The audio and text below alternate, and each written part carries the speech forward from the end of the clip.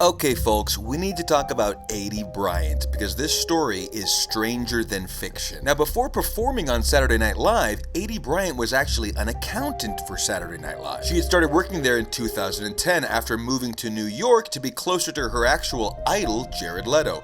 Side note, Aidy Bryant is a massive 30 Seconds to Mars fan and was running the fan club for many years. So Aidy Bryant is an accountant for Saturday Night Live in 2010. How does she become a cast member? Well, here's where it gets interesting. Now, some lonely July night in 2011, Aidy Bryant finds herself at the TGI Fridays in Times Square. She's sitting at the bar, throwing a few backs, having her regular potato skins and martini. Now, completely randomly, sat next to her is Lorne Michaels. And he's also, strangely, having the exact same meal of potato skins and a martini. So these two both obviously can't help but note that they're having the same meal. How odd this is that they're sitting next to each other. This is so bizarre. Now, keep in mind, Aidy Bryant, of course, knows who Lorne Michaels is. She runs Saturday Night Live. But Lorne Michaels does not know who Aidy Bryant is. She's just an accountant. So Aidy sees an opportunity, and she immediately starts dating Lorne Michaels, who he's excited. He's enthralled. There's a younger woman who's interested in him. So he's sucked in, and he immediately is in a serious relationship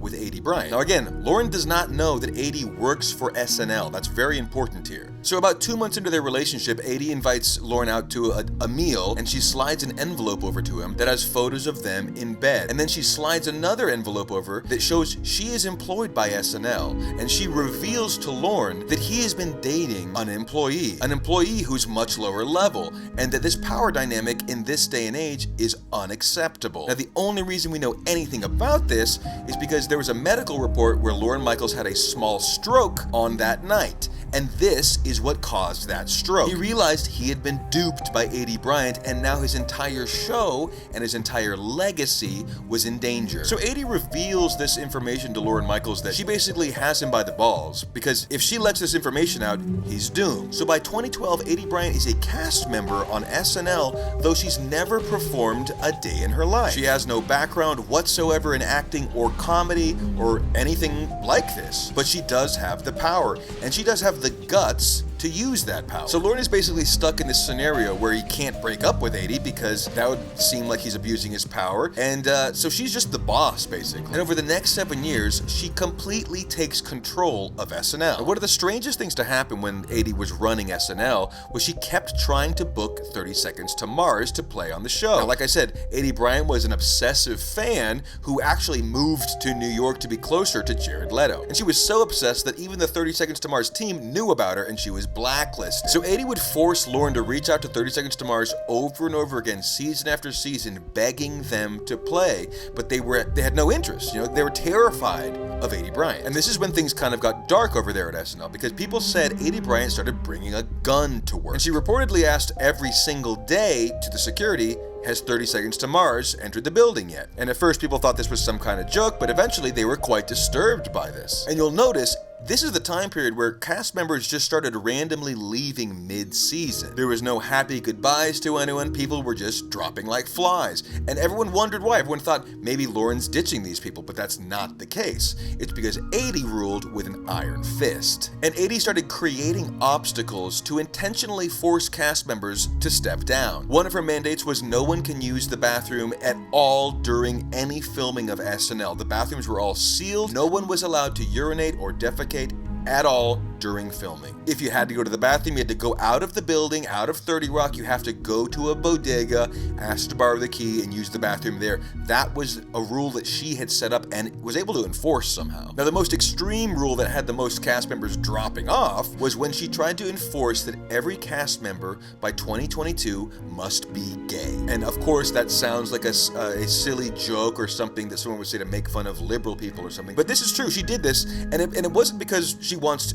equality or representation for gay people. It's because she was trying to get people to quit the show. She wanted it to be a one-person show. Saturday Night Live presents Aidy Bryant. I guess that's what she wanted. Now, if you look back, there's cast members like Bowen Yang, who for a whole season was a completely straight male. And then 2 seasons in, all of a sudden, Bowen Yang is saying he was always gay. Well, that's not true. He just wants to keep his job. And a lot of these newer cast members, like Sarah Sherman, they're willing to pretend to be gay because you're new in this. You need this job. They don't want to lose out on SNL. SNL. But you'll notice all the senior cast members started dropping like flies. Now, around this time, the general public is also becoming aware that SNL kind of sucks now. It's not funny, it's not cutting edge. And so Aidy sees this is actually a sinking ship, even though she's the one who sank it. And in 2019, she demands Lorne give her own network sitcom comedy show. Now, you have to imagine after 7 years of dating Aidy and being completely controlled by her, Lorne Michaels is a broken man. He's a shell of a man, and he doesn't have any will left in him. He's just saying yes and writing checks.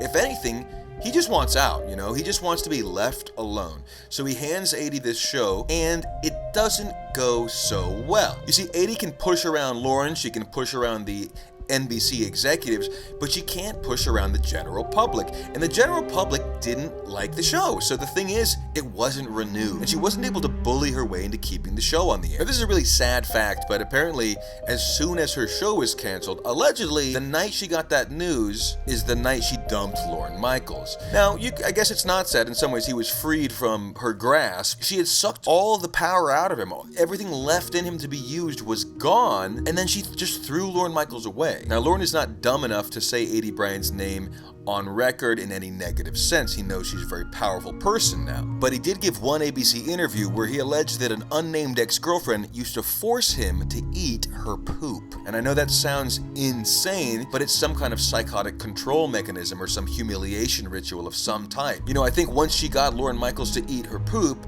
she knew he was under her complete control. But all in all, Lorne's lucky. He got away from her. He escaped her grasp. Even if barely living, he did escape. Now, Aidy didn't waste any time in finding a new tycoon to take down. And within 6 months, she was married to someone named Connor O'Malley, who apparently is some type of AI tech venture kind of guy. And from everything I can find out about Connor O'Malley, he is one of the richest people in the world, so it makes sense she has targeted him. And we may never know her entire reach, but we do know this. She's one of the most dangerous people on this planet. Aidy Bryant, you're a total bitch. Okay guys, let me know who you want me to cover next. Remember, all these other commentators are literally owned by corporate network news. They all pitch the same stories and say the same things. They're all shills.